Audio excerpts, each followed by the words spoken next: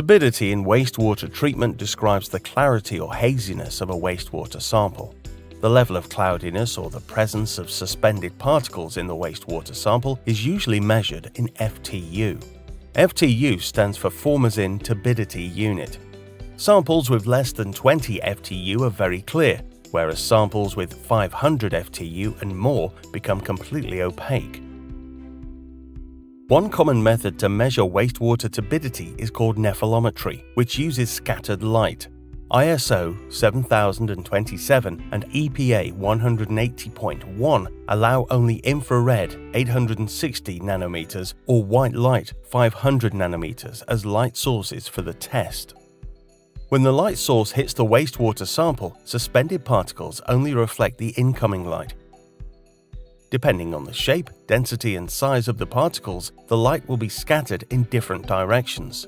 Smaller particles tend to reflect light into perpendicular direction, whereas bigger particles scatter light in more directions. Sensors around the wastewater sample can measure how much light was reflected and in which direction it was scattered. This allows to determine the sample turbidity, but it also provides information on amount of total suspended solids and particle sizing.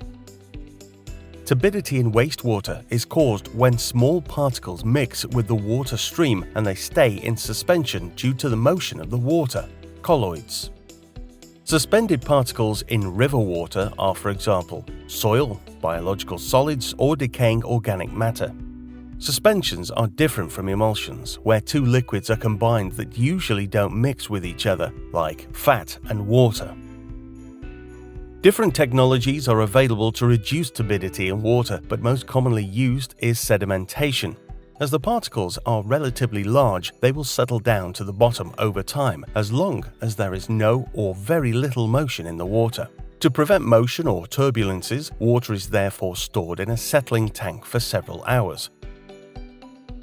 To improve the settling process, further inclined plate settlers or tube settlers can be used. Inclined plate settlers or tube settlers consist of inclined settling planes, which reduce the settling path and therefore the settling time of particles. Additionally, flocculation can be used to increase the sizing of particles and their settling velocity.